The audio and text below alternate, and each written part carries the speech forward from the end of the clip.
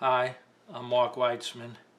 This is the second video on partial differential equations using separation of variables. Last time we started with the scalar, and since there are vector wave equations, I should have said this earlier, but scalar wave equation. Del squared psi minus 1 over c squared.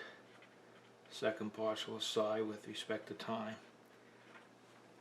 equals 0. And we tried a solution of the form a spatial function times a function only of time, and we were led to two equations. The first one is still a partial differential equation, but with one less variable, only spatial variables, no time variables. And k is our separation constant, k squared.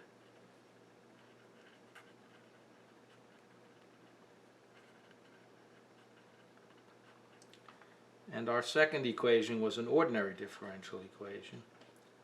Second derivative of time function with respect to time plus omega squared times the time function equals 0, and omega is defined as kc. And the solutions for this are very easy and well known. We've all solved these. We can write them either as e to the plus or minus I omega t, or we can write them as some kind of linear combination of sine omega t cosine omega t. So we've now solved the time development problem, part of the wave equation. Now we have to go back to the spatial wave function here. Now we're going to switch to spherical coordinates.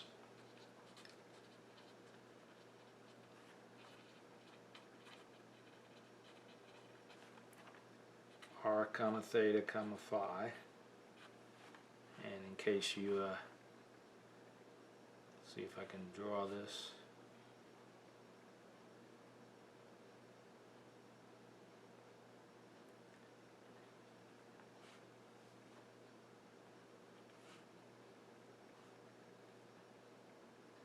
I already messed this up.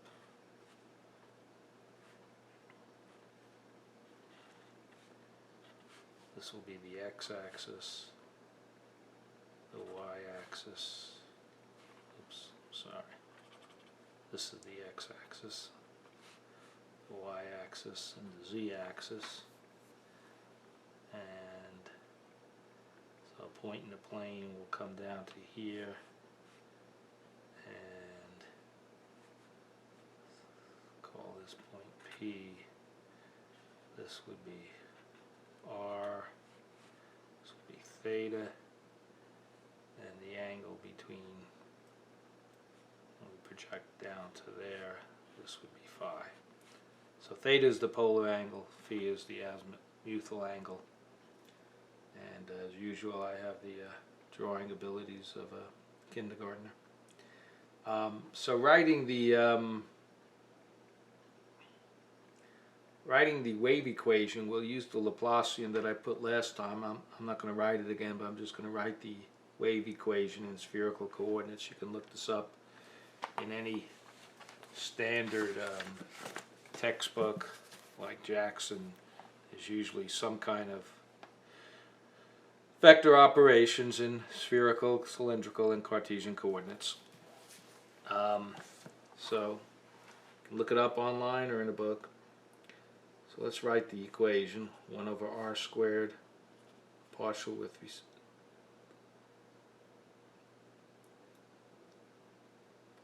respect to r, of r squared the partial with respect to r, plus, I'm going to write this as an operator, 1 over r squared sine theta partial with respect to theta, sine theta, the partial with respect to theta, plus 1 over r squared sine squared theta, the second partial with respect to phi. We're going to substitute in x. Instead of being of x, y, z, we're going to write it as r of r, theta. Theta is the name of the function, and small theta is the variable, phi of phi. And so multiply that by r, theta, theta,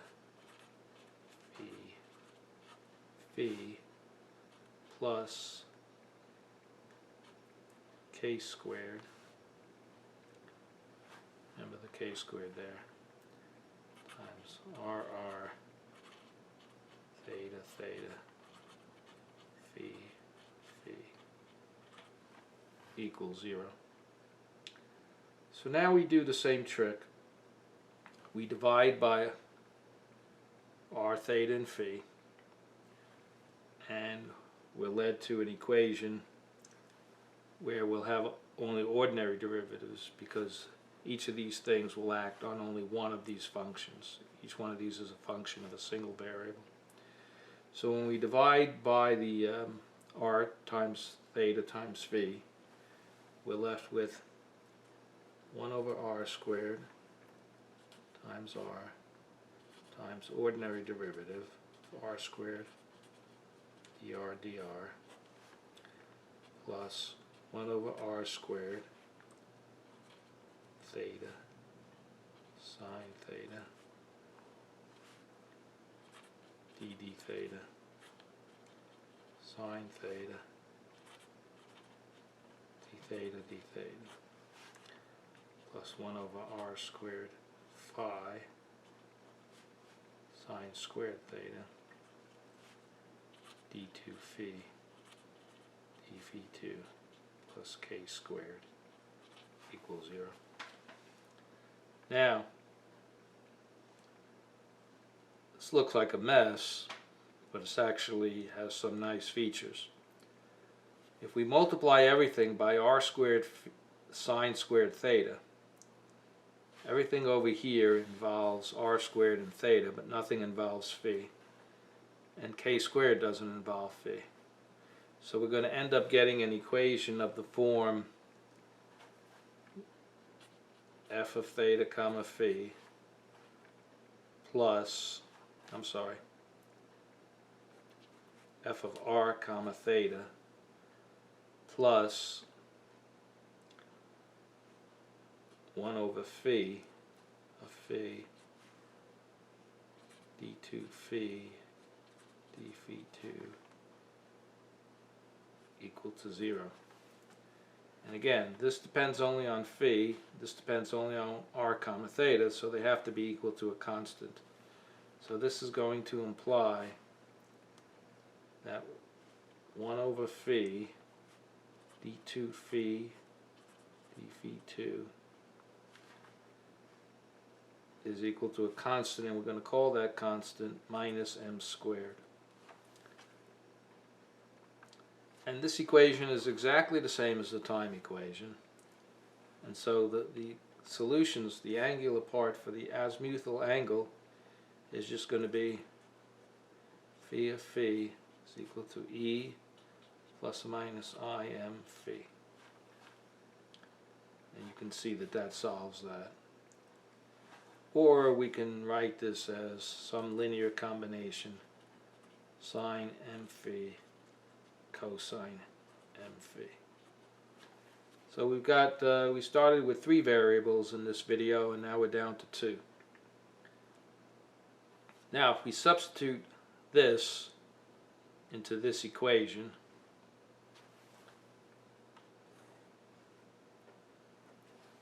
we're going to get 1 over r squared r d dr r squared dr dr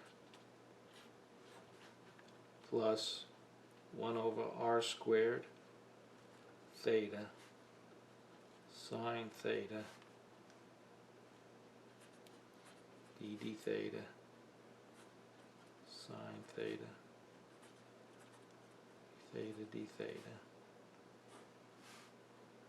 minus m squared over r squared sine squared theta plus k squared equals 0. We simply substituted this into here. Now, again, it still looks messy, but again, the separation continues. If we multiply everything by r squared, let's just do that. We're going to get 1 over r d dr r squared dr plus 1 over theta sine theta d theta sine theta d theta minus m squared over sine squared theta plus k squared r squared equal to 0. Now we see the same thing. This term and this term have r dependence only, whereas these two terms only depend on theta. So both of these terms must be equal to the same constant. And we're going to call this constant, this term over here, we're going to say that this is equal to a constant, and we're going to call it by a funny name. We're not going to call it minus L squared. We did minus K squared and we did minus M squared. But for various reasons having to do with quantum mechanics and differential equations, we're just going to call this minus L plus 1. Those who have studied quantum mechanics will recognize this as the eigenvalue of the square of angular momentum. So once we do that, we now have two differential equations. We have 1 over sine theta d theta sine theta d theta minus m squared over sine squared theta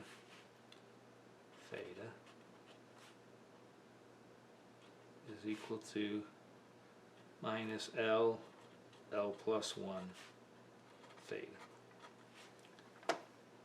As you can see, just setting this, we're going to multiply by theta. And that's going to bring this theta over here to the L plus 1 minus m squared theta, and that will be out. Okay, so that is one equation. Notice this is an ordinary differential equation of one variable theta. So we're making progress. And then our R equation becomes 1 over r squared ddr. I'm sort of dividing, I'm setting this equal to LL plus 1, and I'm dividing by r squared again. It's just simple algebra.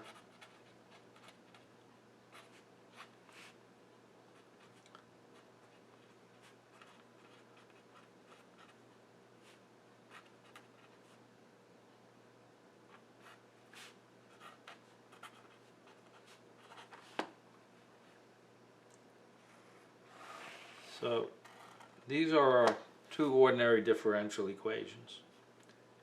Now, these are famous equations, or at least they can be transformed into famous equations of mathematical physics.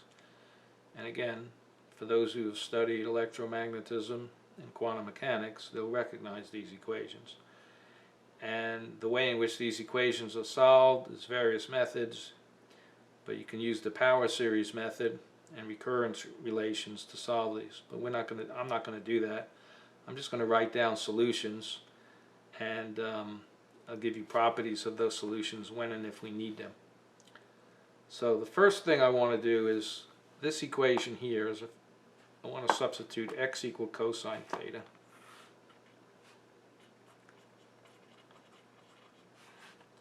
And I'll let you do the algebra. When you do that, you're going to get an equation like this. 1 minus x squared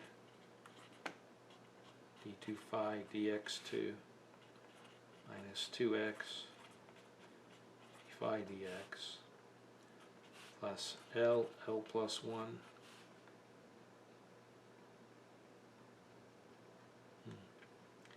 minus m squared over 1 minus x squared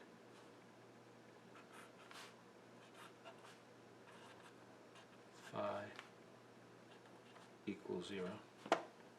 Phi is now a function of x. X is a function of cosine theta. You can sort of see how we get that here. Like sine squared theta would be, if x is cosine theta, that would be 1 minus x squared. And then if I bring this to the other side, I get the LL plus 1. And then if I take this derivative, first acting on that, I'm going to get 2 second derivatives. The sine theta cancels out. Then the 2 second derivatives, when you do it twice using the chain rule, you're going to get 1 minus x squared. And then if you take the derivative there, again, this is what you're going to get. So this is a famous equation. It's called the associated Legendre equation. Occurs all the time in physics. And the solutions are called associated Legendre functions. We usually write them PLMX. I'm just going to write phi of x equals. Remember, x is now cosine theta. It has nothing to do with x or xyz. PLMX. You can see there's two parameters in this equation, m and l. And we can establish various equalities, like L is always going to be greater than or equal to m, and this all goes back to eigenvalues in quantum mechanics, and I don't want to get into that right now. So we know that a second order differential equation will have two linearly independent solutions. This is one and this is the other.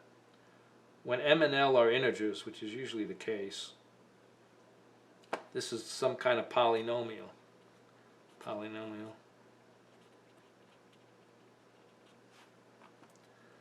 This, on the other hand, is going to be what we call a irregular function. This is singular at x equals 0. So usually in most of the physical applications, remember x equals 0 corresponds to theta equals pi over 2.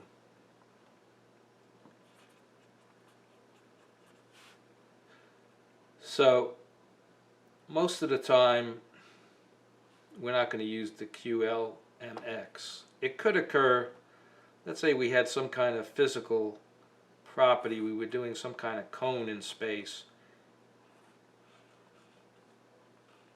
and this was like we were only solving in this region. Then theta never gets to pi over 2, so we wouldn't have to worry about the singularity, and that's when these solutions are important. But if we go through all of space, as we'll usually do, we'll find that for physical reasons we can't have a singular function, and we'll use these. And these are very famous, these functions. If you're familiar with the spherical harmonics,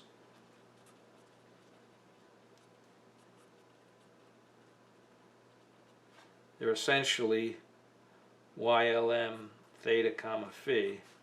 It's just PLM cosine theta times e to the IM phi.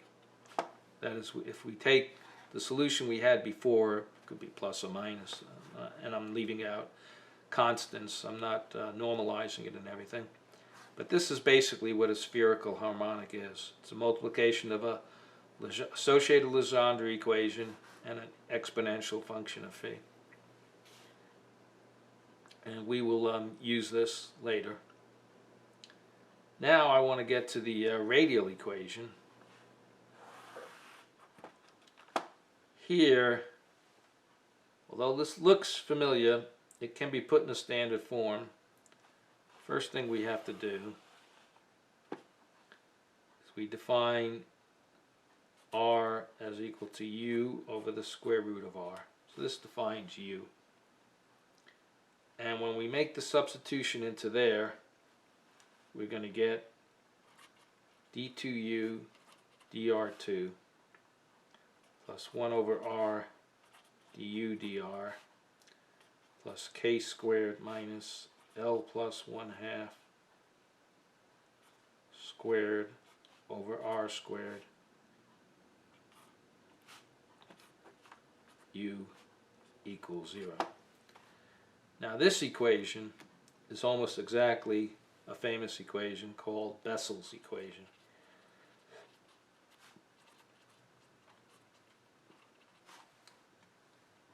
And Bessel's equation is d2y dx2 plus 1 over x, y is a function of x here, dy dx plus 1 minus m squared over x squared y equals 0. And if you compare this to this, you can see that it's exactly the same if you make the substitution x equal kr. So the solution for the Bessel equations, remember u is what we're solving, r is what we're solving for. So we know that u satisfies this equation, which means it's a Bessel function. So, and it has this L plus 1/2 gives the order of the Bessel function, and K gives the variable KR for the X. So the solutions are R equal to J L plus 1/2 KR divided by the square root of R. And the other independent solution is called a Y. I think there's another symbol for it, but we're not going to use it anyway. Y L over the square root of R.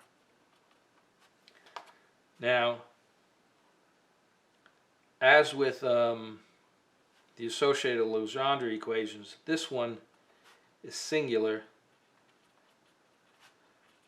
at r equals 0. So usually we won't deal with these, with this second Bessel solution. We'll only deal with this one, which is regular.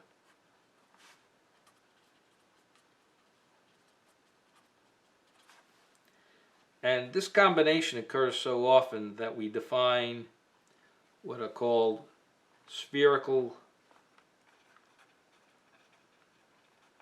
Bessel functions.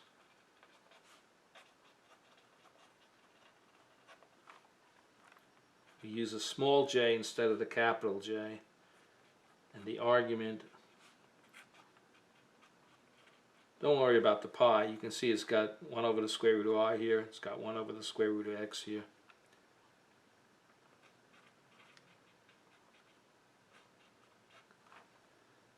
And the other spherical Bessel function, which is irregular.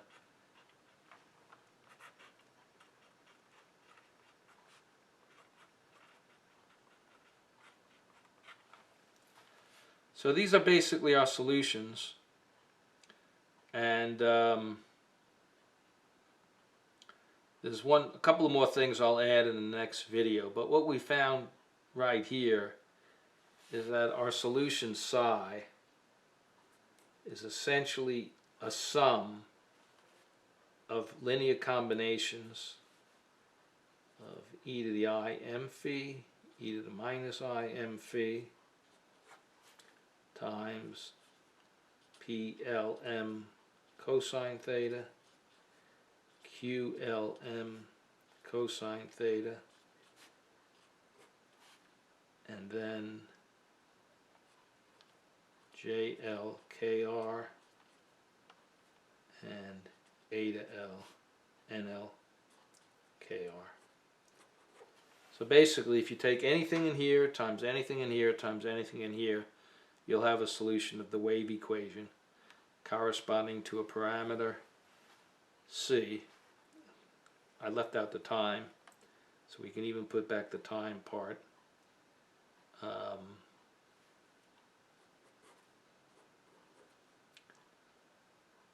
E to the I omega t, e to the minus I omega t. So this is our time, this is our radial dependence, this is our polar angular dependence, and this is our azimuthal dependence. And the only thing that I need to add next time is, we sort of glossed over it, but it turns out if k squared equals 0, we get a special case, which is actually easier, because if k squared equals 0, when we do the, remember k equal omega c, so when we do the separation of variables, we really just get Laplace's equation, not the Helmholtz equation, and then the separation becomes simpler. So I may discuss that next time, and I'd like to begin doing some problems just showing how this is all applied. Don't worry about it if you never heard of these functions. You'll see that for the most part we can get some solutions, or we can graph some things or get some things off the computer on where these things are 0. That's all we need to know, and that will give us a lot of information on the problems. So I'll see you in the next video. Bye.